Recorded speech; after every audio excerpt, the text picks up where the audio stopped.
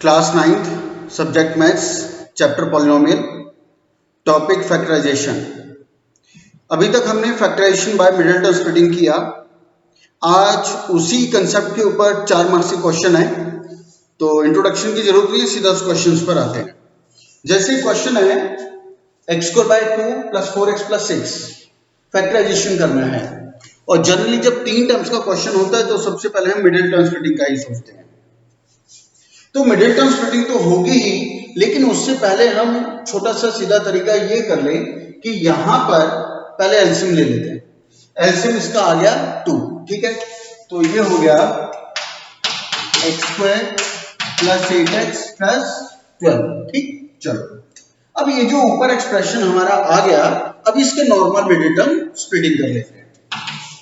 12 के ऐसे फैक्टर की प्लस या माइनस करके 8 आ जाए तो सोचो ऐसा क्या फैक्टर होगा। ऐसे फैक्टर जिनको प्लस या माइनस करके 12 आए, सॉरी मल्टीप्लाई करके 12 आए और प्लस या माइनस करके 8, बिल्कुल 6 and 2, x² 6x 2x + 12/2, ठीक है। बाकी तो सारा वही का वही है, बस शो में हमने एलसीएम लिए, बाकी कोई डिफरेंस नहीं है इन दोनों और इन दोनों। x को मना आ गया x + 6, यही हम लोग करते हैं।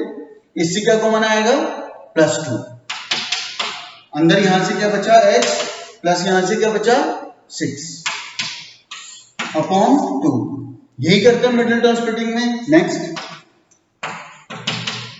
x + 2 x + 6 अपॉन 2, यही हम लोग करते हैं।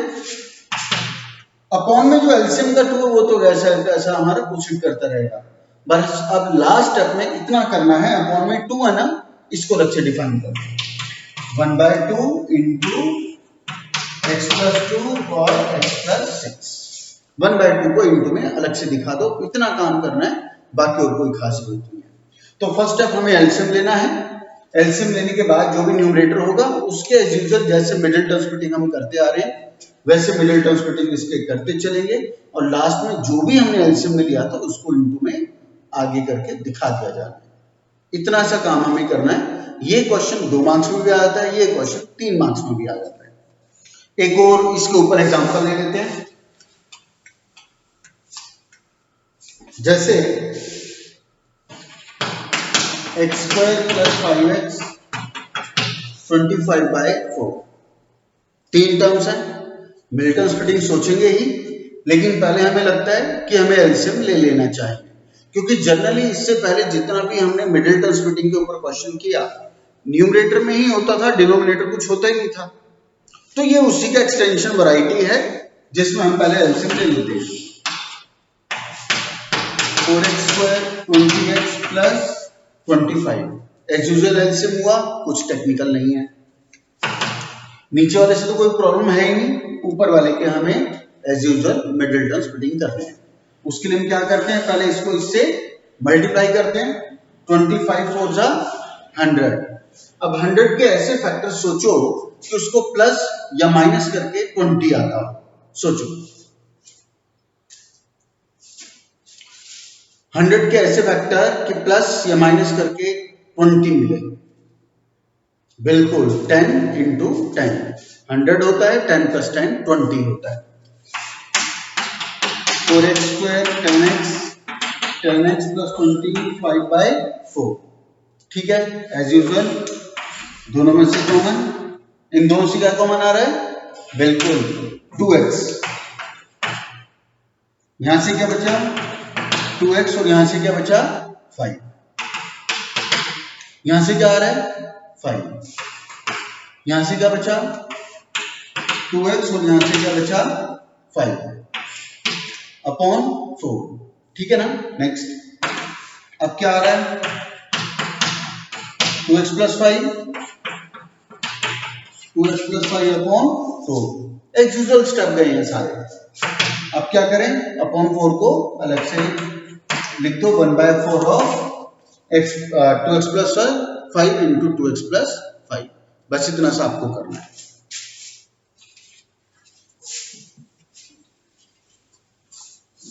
एक और ले लेता हूं लास्ट।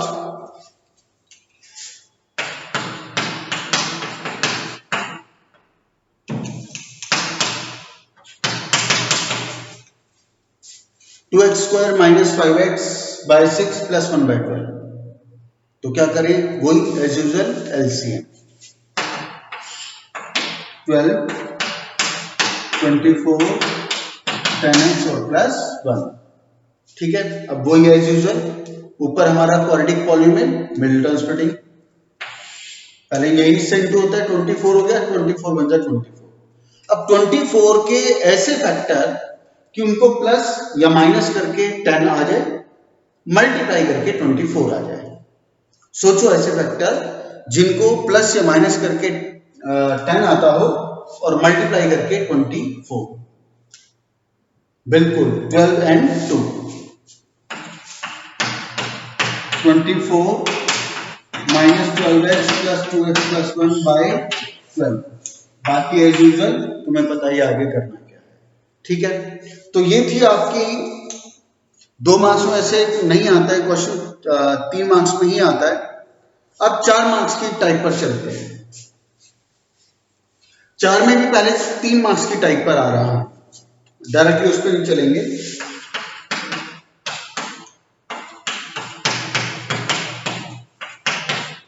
जैसे ये है, ये 3 मार्क्स की टाइप है, this whole square this minus 12, factor करना है।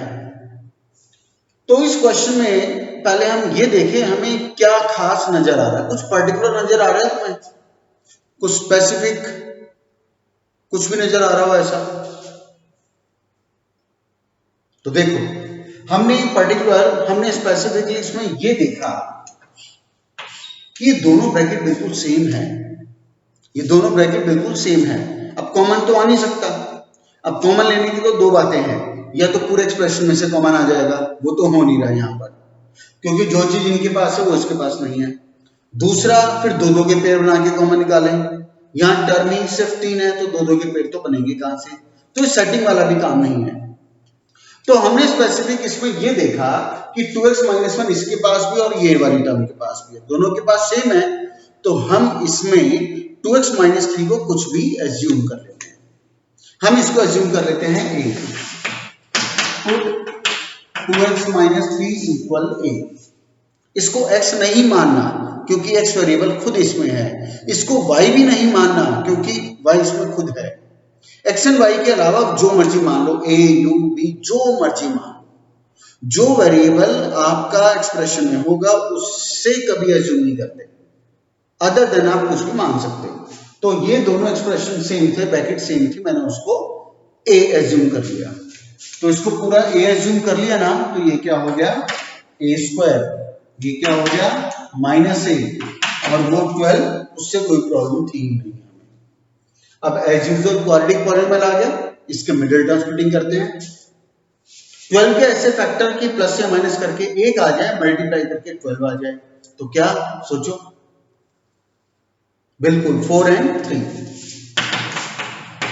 a minus 4a plus 3a minus 12, 4 3 12, 4 minus 3 1, 2-2 के पेयर एज यूजुअल चलेंगे, a minus 4 plus 3 a minus 4 a plus 3 a minus 4। अब क्या करें, देखो जनरली हम यहीं पे अपना सॉल्यूशन छोड़ा करते हैं, इसमें यहां नहीं छोड़ सकते, क्योंकि क्या हमें क्वेश्चन a के टर्म्स में मिला था? नहीं, हमें क्वेश्चन मिला था x की टर्म्स में। जब x के टर्म्स में हमारा क्वेश्चन है तो आंसर फैक्टराइजेशन भी x की टर्म्स में आना चाहिए। हमारा यहाँ पे भी किस फॉर्म में आया है, a की टर्म्स में। तो जिस फॉर्म में हमारा क्वेश्चन रहा होगा उसी फॉर्म में ही हमें फैक्टराइजेशन देना पड़ेगा। हमारा एक्सप्रेशन रहा x की टर्म्स में, तो हमें फैक्टराइजेशन भी x की टर्म्स में ही देना चाहिए। तो हमारा भी a की टर्म्स में आया है और a में है तो हम इसका मतलब छोड़ ही नहीं सकते, तो a को वापस उसकी हिस्ट्री में लेकर के जाना पड़ेगा। और a की हिस्ट्री क्या थी, a की हिस्ट्री हमें याद है जी, a तो हमारा 2x माइनस 3 था। तो ठीक है, फिर जहां जहां हमने फैक्टराइजेशन में a लेकर के आए हैं वहां आप फाइनली उसकी ओरिजिनल एंटिटी सब्स्टिट्यूट कर देते हैं। a क्या है 2x माइनस 3, तो इसको लिखा मैंने 2x माइनस 3 प्लस ये वाला 3 ऐसा का ऐसा, ये रहा ए क्या है जी 2x minus 3, 2x minus 3 minus 4 ये ऐसा का ऐसा। चलो अब देख लो कुछ हो सकता है, बिल्कुल। तो हमने देखा यहाँ से तो 3 से 3 कैंसिल हो गया, बच गया 2x। ब्रैकेट फॉर्म में जो दिखाना है, यहां से क्या हुआ जी 2x और ये क्या हो गया -7। तो ये इसका कंप्लीट फैक्टराइजेशन हुआ और ये खत्म हुआ। 3 मार्क्स का क्वेश्चन है। अब जो टाइप मैं आज ये करवा रहा हूं उसमें कुछ ना कुछ तुम्हें सेम मिलेगा, उससे हमें कुछ भी एज्यूम करना है। सीधा सीधा इसमें शुरुआत ये थी, कंसेप्ट ये थी, और ये आपको याद रहना चाहिए कि हम ऐसा भी देखें। फैक्टराइजेशन की कोई बेटा मैंने बताया था कोई लिमिट नहीं है, बहुत वाइड कंसेप्ट है ये। हमने देखा सेटिंग वाले क्वेश्चंस में कहीं पे नॉर्मल 2-2 की पेयर बना के सेटिंग हो रही है, गुबाल तलक थी उसमें पेयरिंग आगे पीछे हो करके सेट किया था। कुछ क्वेश्चन फैक्टराइजेशन में ऐसे भी आए जिसमें आइडेंटिटी भी यूज हुई, कुछ क्वेश्चंस ऐसे भी आए कि जिसमें आइडेंटिटी भी यूज हुई, सेटिंग भी यूज हुई। कुछ क्वेश्चन तुमने ऐसे भी किए जिसमें 2 बार आइडेंटिटी की सेटिंग ऐसा लगा। तो कुल मिला के ये स्टेप बाय स्टेप जो हम धीरे धीरे कर रहे हैं, इस चीज को याद करते रहो कि हाँ फैक्टराइजेशन में ऐसा भी हो सकता है, कि हाँ फैक्टराइजेशन में ऐसा भी हमें याद रखना है, सोचना है। फैक्टराइजेशन में ऐसा भी हो सकता है, ऐसा भी सोचना है, कुछ भी हो सकता है। लेकिन जितने भी एक्सपीरियंस हमारे साथ आते जा रहे हैं, उन सभी एक्सपीरियंसेस को अगर तुम याद रखोगे तो धीरे धीरे फैक्टराइजेशन का स्किल डेवलप होगा और किसी भी टाइप का क्वेश्चन आएगा हम लोग कर पाएंगे। एनसीईआरटी में तो तुमने देख लिया कितना लिमिटेड फैक्टराइजेशन है, बिल्कुल डायरेक्ट टू वो आइडेंटिटी, कहीं कोई दिमाग ही नहीं लगाना, बिल्कुल आइडेंटिटी के ऊपर एग्जैक्टली परफेक्ट क्वेश्चन है वो, एग्जैक्टली वो सॉफ्टवेयर बना हुआ है, सीधा सीधा उस क्वेश्चन को सॉफ्टवेयर में डालो, फैक्टराइजेशन हो गई, छुट्टी, कुछ सोचना ही नहीं है उसमें, कोई सेटिंग का चक्कर नहीं है। लेकिन जब हम बाहर से चैप्टर को करते हैं तो चैप्टर बहुत वाइड है और काफी कुछ इसके अंदर है। तो खैर अब आगे चलते हैं, इसी में एक और लेते हैं क्वेश्चन। तो बस इतना ही इसमें ध्यान रखना, कुछ ना कुछ तो हम एज्यूम करेंगे ही, A B M N P जो भी मर्जी। जब भी तुम्हारा फैक्टराइजेशन ऐसा आ जाएगा, याद रखना कि उसे वापस ओरिजिनल एंटिटी से रिप्लेस किया जाएगा। रिप्लेस करके आगे कुछ सॉल्व हो रहा है तो कर देंगे, नहीं तो वहीं छोड़ देंगे उसको। याद है जून बनानी है। मैं हर बार कहता हूं चीजों को समझना ज्यादा इंपॉर्टेंट नहीं है, उसको याद करना ज्यादा इंपॉर्टेंट है, समझने से ज्यादा याद करना है। तो बार बार मैं इसलिए रिपीट कर रहा हूं क्योंकि स्टूडेंट्स करते क्या है कि इस पे छोड़ जाते हैं आंसर, उन्हें याद ही नहीं आता उस वक्त कि हमें रिप्लेस भी करना था। अब जब याद नहीं आएगा तो कहां से होगा, फिर तो आधे नंबर ही मिलेंगे आपको। तो उस चीज को अपनी प्रैक्टिस में लाना है।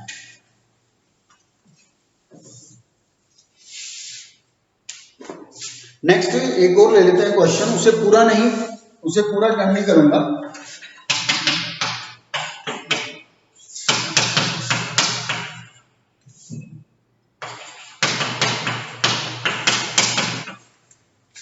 तो ये भी बिल्कुल वैसे ही क्वेश्चन है, इसमें भी हमने देखा ये ब्रैकेट बिल्कुल सेम है, तो कुछ मान लेते हैं इसको। अब यहां तो m और n है तो mn तो नहीं लूंगा, अदरवाइज कुछ भी ले लेते हैं, x y a b जो मर्जी ले लो, मैं x ले लेता हूं। लिखेंगे put m plus 2n equal x, put m plus 2n equal x। चलो तो ये क्या हो गया x स्क्वायर, वो क्या हो गया 101x और वो तो 105, उससे कोई प्रॉब्लम नहीं। तो ये हमारा जाना पहचानी फॉर्म आ गई, एज यूजुअल फॉर्म आ गई। यूजुअल मिल्टन स्प्लिटिंग करते हैं, मल्टीप्लाई किया 100, अब 100 के ऐसे फैक्टर की 101 आ जाए तो बहुत आसान है, 100 into 1 100 और प्लस कर देंगे 101, x square plus 100x plus 1x plus 100, 2 और 2, x को मना आ गया x प्लस 100, 1 को मना आ गया x प्लस 100, आगे क्या हो गया x plus 100 into x plus 100। यहां तो कुछ नहीं कर सकते, यहां पे खत्म। लेकिन फिर हमें स्ट्राइक करना चाहिए कि क्वेश्चन अभी हमारा फैक्टराइजेशन x की टर्म्स में छूटा है, याद रहना चाहिए कि x की फॉर्म में तो हमें क्वेश्चन मिला ही नहीं था, क्वेश्चन तो हमें mn की टर्म्स में मिला हुआ है। जब क्वेश्चन mn की टर्म्स में है तो x में कैसे छोड़ दें, नहीं छोड़ सकते। तो ठीक है, वापस इसके एंटिटी में लेकर जाओ। और कब लेके जाएंगे, जब उस टर्म में फैक्टराइजेशन हो चुके होंगे। फैक्टराइजेशन तो हो गए ना, अब रिप्लेस करना है, यहां नहीं करना ना यहां करना, फैक्टर होने के बाद करना है। तो हम याद करेंगे, हमने x को क्या लिया था, याद आएगा m+2n, रिप्लेस कर दो m+2n प्लस 100, क्या अंदर कुछ हो रहा है, नहीं हो रहा, छोड़ दो। यहाँ पे भी m+2n प्लस 100, कुछ प्लस माइनस कुछ कटिंग हो रहा है, नहीं हो रहा, छोड़ दो, आंसर खत्म। ठीक है, तो ये था बेटा 3 मार्क्स का क्वेश्चन। अब इसी पर 4 मार्क्स का क्वेश्चन,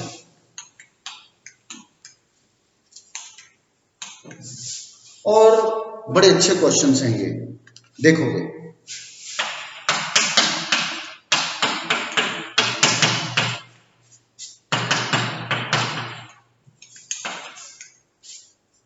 ये है, अब इसमें हम क्या देखते हैं, देखो कुछ खास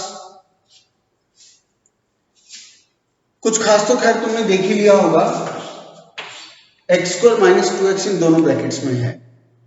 लेकिन अब इसमें एक मैं कंसेप्ट और डिस्कस करूं, हो सकता है हमारे में से कुछ ने ये सोचा हो कि पूरी ब्रैकेट को खोल दो, बिल्कुल इस दोनों ब्रैकेट को ओपन किया जा सकता है, लेकिन ओपन करने के बाद जो एक्सप्रेशन आएगा उसको फिर संभालना मुश्किल होगा। तो कुछ क्वेश्चन ऐसे हैं जिनको एब्जॉर्व करना पड़ता है समझने के बाद। एब्जॉर्व करने का मतलब मैं सीधा सीधा कहूं, रटना पड़ेगा। अगर नहीं रटा तो वो हो सकता है हम उसमें एग्जाम में गलत डिसीजन ले लें, और गलत डिसीजन के बाद टाइम का भी नुकसान होगा, और क्वेश्चन तो गलत होगा ही होगा, सोल्यूशन वो तो बात अलग है। और ऐसा नहीं है कि एक्सपेंड करने के बाद फैक्टराइजेशन नहीं हो पाएगा, फैक्टराइजेशन तब भी होगा, लेकिन उसमें लेबर ज्यादा लगेगी, टाइम भी ज्यादा लगेगा। तो सीधा सीधा हम उसी कंसेप्ट पे चलते हैं कि दोनों में इतना कंटेंट सेम है, x² माइनस 4x, तो मैं उसको कुछ भी एज्यूम कर लेता हूं। और एक बात और भी याद दिलाऊं, इससे पहले जितने भी अभी तक तुमने सेटिंग वाले फैक्टराइजेशन के क्वेश्चन किए, जिसमें सेटिंग भी हुई, जिसमें आइडेंटिटीज भी यूज हुई, उसमें तुम देखोगे कोई भी ऐसा क्वेश्चन नहीं मिलेगा जहां पे कुछ नंबर ऑफ ब्रैकेट्स, कुछ नंबर ऑफ टर्म सेम मिली हो, ऐसा किसी में नहीं मिलेगा। ये एक आज ही टाइप शुरू हो रही है। चलो, तो मैंने पुट x² माइनस 4x को ले लिया a, ठीक है। अब रिप्लेस करते हैं, इस पूरे की जगह a इंटू इस पूरे की जगह a, -1 तो वहां था, -20 भी यहां था, उसका तो हमने कुछ नहीं किया। चलो हम यहां आ गए, अब क्या करें जी, सोचो। बिल्कुल ब्रैकेट ओपन कर दो, तो कुछ कर नहीं सकते, a² माइनस a माइनस 20। अब देख लिया, पहचान लिया, बिल्कुल एज यूजुअल आपकी छोटी सी क्वाड्रेटिक फॉर्म आ गई, जिसके हम as usual middle term splitting करेंगे। अब मिडिल टर्म स्प्लिटिंग कैसे करें, 20 के ऐसे फैक्टर कि प्लस या माइनस करके 1 आए, तो क्या होगा, 5 4 जा है ना, 5 4 जा 20, 5 minus 4 1, a minus 4a plus 4a minus 20, a minus 5 4 a minus 5 a plus 4 a minus 5। तो a में जितने हम फैक्टराइजेशन के स्टेप तक लेके आ सकते थे हम ले आए। जनरली हम यही क्वेश्चन छोड़ते हैं, फैक्टराइजेशन हो गई। लेकिन अब हमें याद आना चाहिए कि भाई क्वेश्चन तो हमारा x के टर्म्स में था, रिजल्ट अभी हमारा a के टर्म्स में आया है, इसमें तो नहीं छोड़ सकते, वापस हमें x की फॉर्म में लेके जाना पड़ेगा। तो ठीक है, अब रिप्लेस करते हैं। तो याद आएगा a क्या था हमारा, तो याद आएगा a था x² माइनस 4x, तो करो जी रिप्लेस, यहां करता हूं रिप्लेस, तो ये हो गया x² माइनस 4x प्लस 4, इसको भी रिप्लेस करो, x² minus 5x minus 4x minus 5, ठीक है। चलो अब यहां पे ये चीज आ गई। अब देखो, इससे पहले जो हमने 2 क्वेश्चन किए, एक m+2n था और एक 2x माइनस 3, तो 2x माइनस 3 जब हमने आगे जाके रिप्लेस किया था, अब 2x माइनस 3 में कोई स्क्वायर तो नहीं है कि 2x स्क्वायर वो नहीं है ना।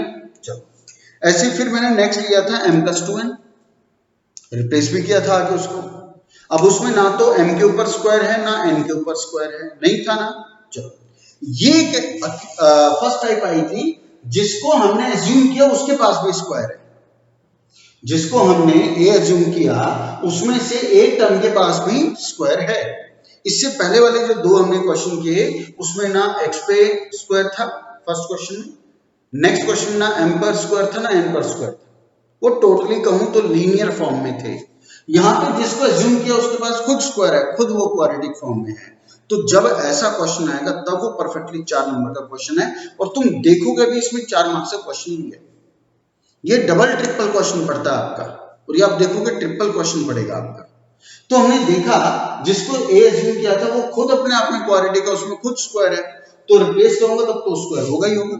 अब जैसे ये वाली ब्रैकेट है x square minus 4x plus 4, अरे भाई यहाँ पे अगर ये x स्क्वायर आ गया और ये 3 टर्म्स हैं और उसमें एक सिंगल टर्म x वाली भी है, तो फिर तो डिफाइन हो गई, ये तो वापस क्वाड्रेटिक आ गई। जैसे ये क्वाड्रेटिक थी वैसे फिर ये क्वाड्रेटिक के दर्शन हो गए।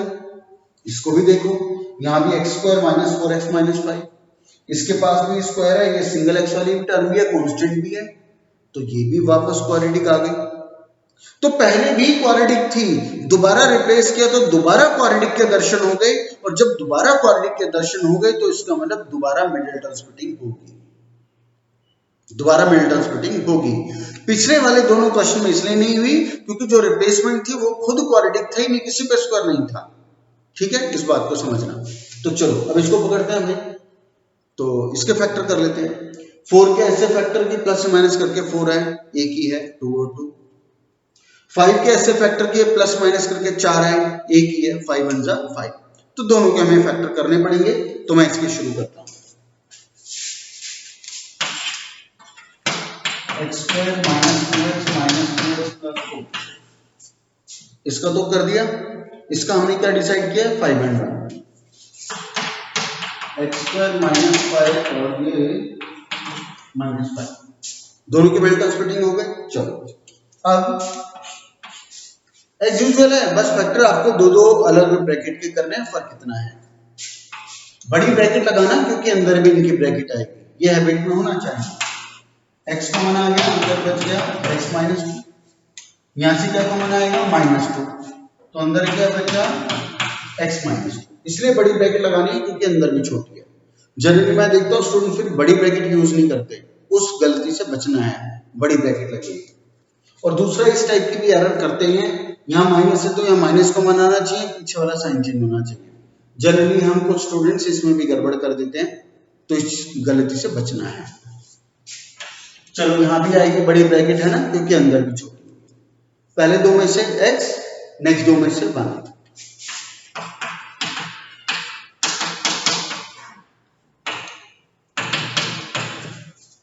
ठीक है, x minus 2 x minus 2 x plus 1 x minus 5, ये आपका 4 मार्क्स का क्वेश्चन था, और तुम देख ही रहे हो 4 मार्क्स का इसमें काम भी है। एक बार फैक्टराइजेशन देखो, एक बार तो आपने एज्यूम किया, आधा मार्क्स तो एग्जामिनर इसका ही देगा। जैसे आपको स्ट्राइक कर जाएगा और आप लिख दोगे कि मैंने इसको a u b कुछ भी मान लिया, आधा नंबर तो आपका यही हो गया। फिर आपका एक स्टेप यहाँ आया, यहाँ फैक्टराइजेशन की, रिप्लेसमेंट किया, रिप्लेसमेंट करके फिर आधा नंबर इसका मिलेगा, फिर उसके दोबारा फैक्टराइजेशन हो गए। ठीक है, ये आपकी प्रैक्टिस में होना चाहिए। अब इसमें एक बात और ध्यान करना, यहां ये भी क्वाड्रेटिक आई, यहां ये भी क्वाड्रेटिक आई। हमने देखा इस क्वाड्रेटिक के फैक्टर हो गए, इस क्वाड्रेटिक के भी फैक्टर हो गए। ऐसा हर क्वेश्चन में होगा जरूरी नहीं है, हो सकता है आगे जो ये रिप्लेसमेंट करके वापस क्वाड्रेटिक बनी, हो सकता है इन दोनों में से किसी के भी ब्रैकेट के मिडलटन स्प्लिटिंग ना हो रहे हो, पॉसिबल है इसमें। ये भी हो सकता है दूसरा केस, इसके फैक्टर हो रहे हो इसके नहीं हो रहे हो, तो ठीक है, ऐसे कैसा पड़ा रहेगा। हो सकता है इसके हो जाए इसके ना हो, तो ठीक है, ऐसे कैसे चल जाएगा, इसको ऐसे कैसा रख देंगे। और हो सकता है दोनों के ही हो जाए, जो यहाँ हो गया। 3 केस हो सकते हैं, या तो दोनों ब्रैकेट्स के फैक्टर हो जाएंगे, दूसरा, या दोनों ब्रैकेट में से किसी के भी नहीं होंगे। तीसरा, दोनों में से एक के होंगे, एक के नहीं होंगे। तो जो होगा अटेम्प्ट कर लेंगे, नहीं होगा वहीं छोड़ देंगे। लेकिन रिप्लेसमेंट के बाद क्वाड्रेटिक बनी है तो एक बार देखना सोचना जरूर है कि दोबारा कुछ हो पा रहा है क्या या नहीं, और वो भी कब, जब वो वापस क्वाड्रेटिक में आ जाए, वापस एक्स स्क्वायर यानी स्क्वायर वाली टर्म आपको मिल जाएगी। नेक्स्ट एक और लेते हैं ऐसा क्वेश्चन।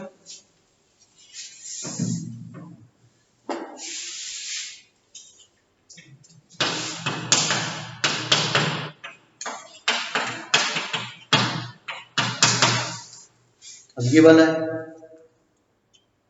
तो इसमें भी एक्स स्क्वायर माइनस एक्स को ले लेते हैं, ए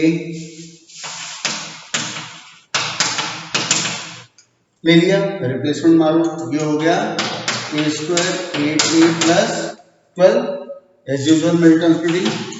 12 के ऐसे फैक्टर की 8 आ जाए, क्या बैठेगा, 6 2 12।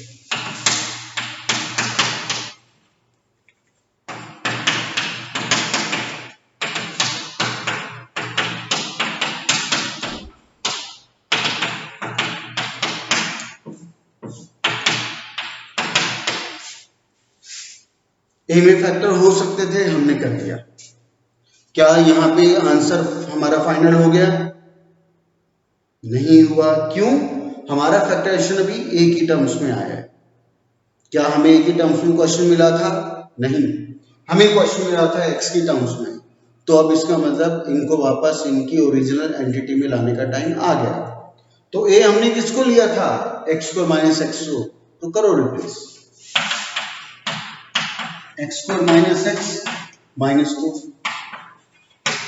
X square minus x minus 6, replacement हो गई। अब देखो स्क्वायर वापस आ गया, 3 टर्म्स हैं, क्वाड्रेटिक हो गई। मिल्टन स्प्लिटिंग चेक कर लेते हैं होगा या नहीं होगा। स्क्वायर आ गया, सिंगल एक्स भी है, 3 टर्म है, इसका मतलब ये भी क्वाड्रेटिक पॉलिनोमियल है, इसका मतलब इसके भी मिल्टन स्प्लिटिंग होंगे। तो चेक कर लेते हैं, होगा तो कर देंगे, पॉसिबल नहीं होगा तो यही पड़ा रहेगा। इसकी बात करते हैं, इसके 2 के फैक्टर करने हैं। 2 के ऐसे फैक्टर की 1x आ जाए तो क्या होगा, 1 into 1, 2 1 जा 2 और 2 minus 1, तो इसके फैक्टर तो हो गए 2 and 1, है ना। 2 into 1 2 और 2 में से 1 माइनस करेंगे 1 आ जाएगा। तो अब आगे आप इसके खुद मिल्टन स्प्लिटिंग कर सकते हैं। अब यहाँ पर 6 के ऐसे फैक्टर करने हैं कि प्लस से माइनस करके 1 आ जाए, तो क्या होगा, 3 और 2, इसके फैक्टर 3 और 2 लेकर के हम लोग कर सकते हैं। तो इसमें भी हमने देखा दोनों ब्रैकेट्स के मिल्टन स्प्लिटिंग हो पाए थे, लेकिन जरूरी नहीं है हर क्वेश्चन में ऐसा हो। पॉसिबल है क्वाड्रेटिक दोबारा आ जाए और उनमें से एक के भी ना हो रहे हो, पॉसिबल है एक के हो जाए एक के ना हो रहे हो, पॉसिबल है दोनों के हो जाए, जो अभी तक हमारे दोनों एग्जांपल्स में हुआ। नेक्स्ट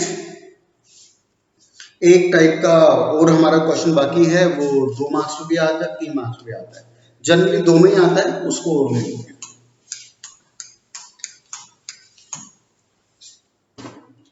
देखो हमने एक एनसीईआरटी से टाइप की थी और उसके बाद भी हम असाइनमेंट के थ्रू करते रहे हैं। पहले उसको मैं रिकॉल तुम्हें करा दूं, उसके बाद इस क्वेश्चन को कैरी करना आसान रहेगा। हमने किया था -5 -7 और ये 12, हमने ये क्वेश्चंस किए थे। तो हम इसमें कैसे करते थे, और कल वाले असाइनमेंट में भी तुमने किया ही था। हम इसमें कैसे करते थे, -5 को ए लिया, -7 को बी लिया और 12 को सी लिया, और हम कहते थे if a plus b plus c equal 0 then a cube plus b cube plus c cube equal 3। इसे याद आ गया ना। तो पहले हम इनका सम दिखाते थे जी, 0 आ रहा है नहीं आ रहा, वो आ रहा है जी, -5 -7 plus 12 0 आ गया, तो अल्टी लिख के उसको खत्म किया। उसी से कंसर्न अब दूसरी टाइप का क्वेश्चन है।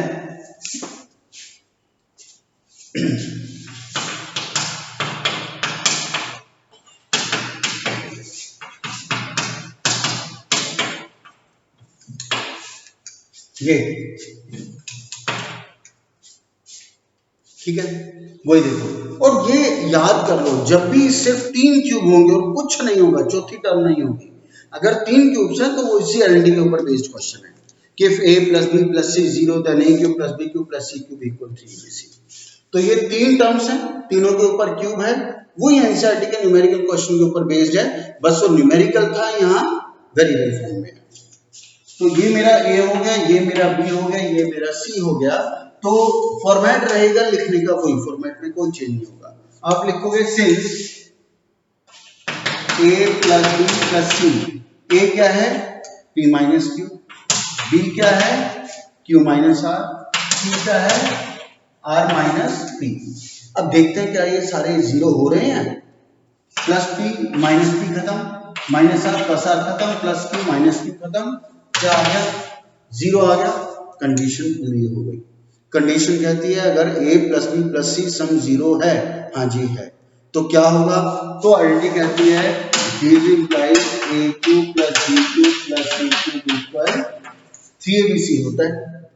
ठीक है, तो चलो फिर a क्यूब क्या है, ये है, p माइनस होल क्यूब ये क्या है, ये है, और ये क्या है, ये है,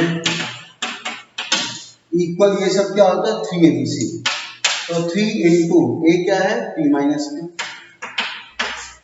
b क्या है q माइनस r, और c क्या है r माइनस q।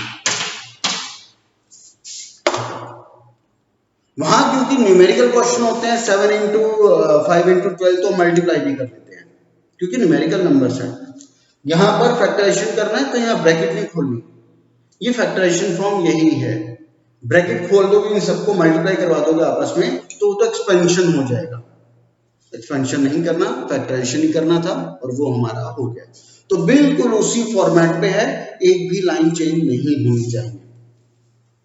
इसी के ऊपर एक दूसरी फॉर्म का भी क्वेश्चन ले लेते हैं।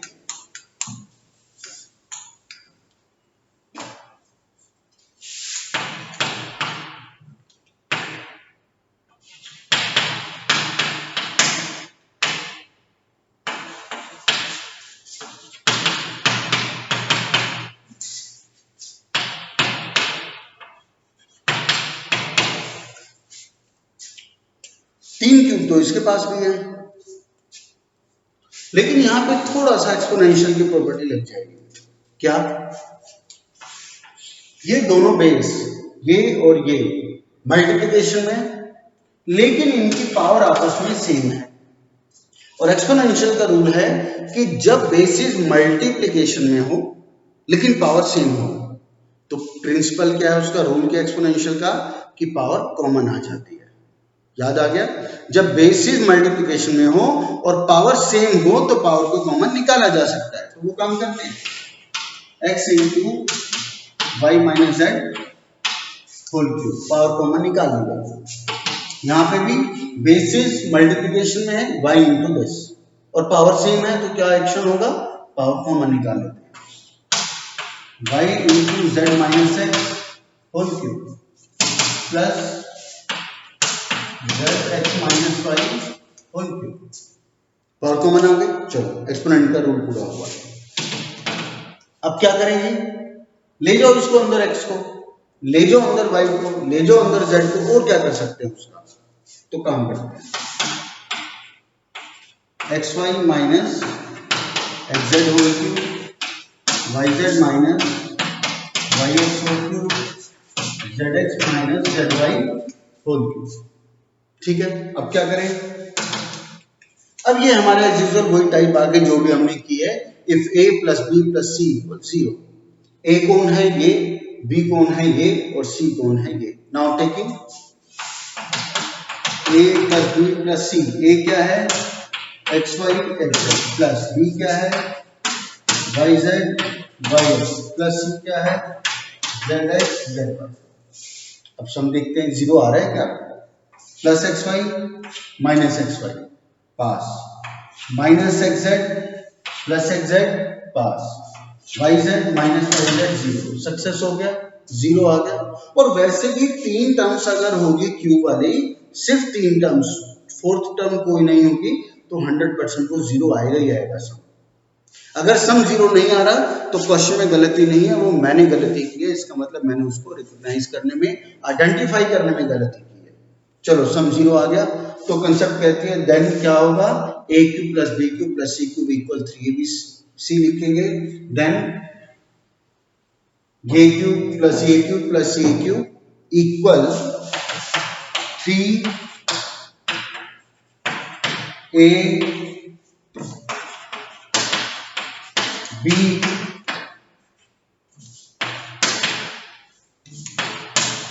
सी। तो क्या होगा 3abc, A cube plus A cube equal 3abc। चलो हम यहीं पर क्वेश्चन छोड़ दिया करते हैं। न्यूमेरिकल होता तो मल्टीप्लाई भी कर लेते, क्योंकि फैक्टराइजेशन का था। अब ये फैक्टराइजेशन फॉर्म है तो इनको मल्टीप्लाई नहीं करना, लेकिन फैक्टराइजेशन करने हैं तो अब इस क्वेश्चन में तुम्हें नया एक्सपीरियंस मिलेगा। लास्ट क्वेश्चन में वो एक्सपीरियंस नहीं था। क्या एक्सपीरियंस है? इसमें से कुछ आ रहा है तुम्हें नजर? इसमें से कुछ नजर आ रहा है खास? इसमें से कुछ खास नजर आ रहा है? बिल्कुल।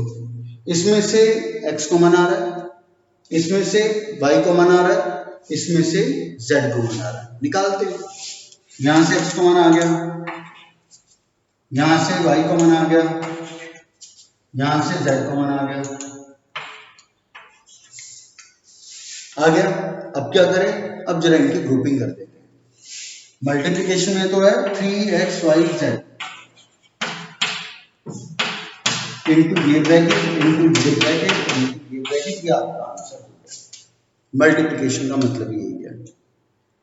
ठीक है, क्यों किया मैंने ऐसा, इसको भी देखो। अगर मान लो तुम्हें कहीं पर ये लिखा मिले 2x into 3y plus 4z, sorry into 4z, मान लो कहीं पे ऐसे लिखा मिलेगा 2x into 3y plus 4z, तो खुद सोचो इसको मल्टीप्लाई करके तुम कैसे लिखोगे? तुम इनको आपस में करोगे 24xyz, ऐसे लिखोगे ना, मतलब जो उसका एक फॉर्मेशन होनी चाहिए, एक फॉर्म होनी चाहिए, उसी में छोड़ोगे। ये न्यूमेरिकल नंबर थे, आपस में कर दिए, xyz अलग कर दिए। अब यहां से कॉमन आ रहा था, निकाल लिया।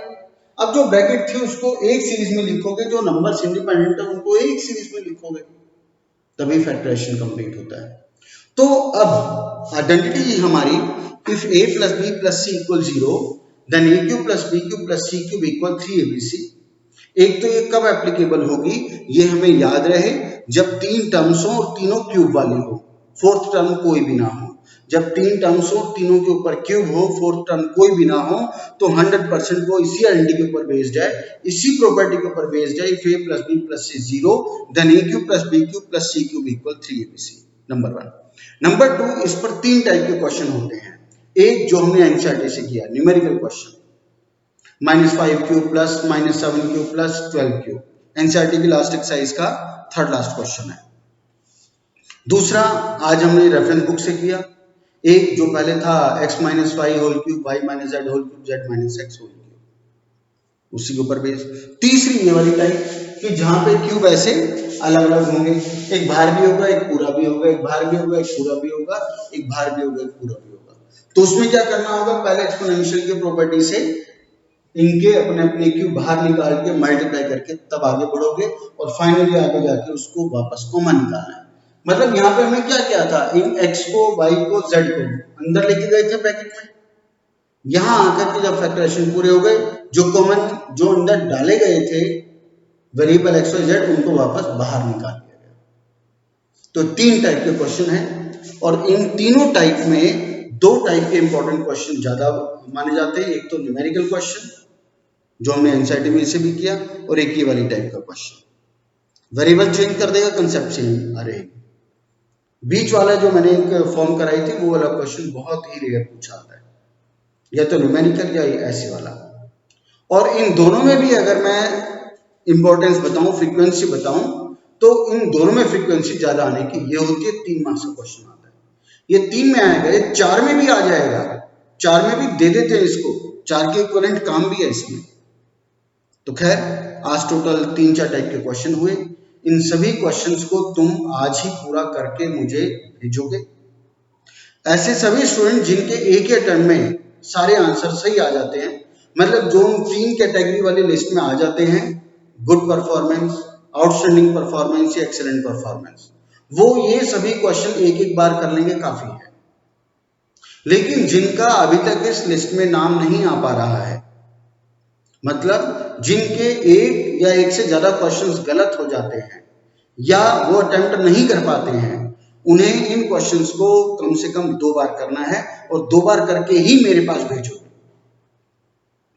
और ऐसे स्टूडेंट्स जिनके आधे ही क्वेश्चन ठीक हो पाते हैं, आधे क्वेश्चन ठीक हो पाते हैं मोस्ट ऑफ द टाइम, एक आध बार अगर ज्यादा ठीक हो गए हो तो वो कोई मैटर नहीं है, लेकिन मैक्सिमम टाइम जिनके आधे क्वेश्चन ही ठीक होते हैं, आधे गलत ही हो जाते हैं या अटेम्प्ट ही नहीं कर पाते, उनको 3 बार ही करके मुझे देना है।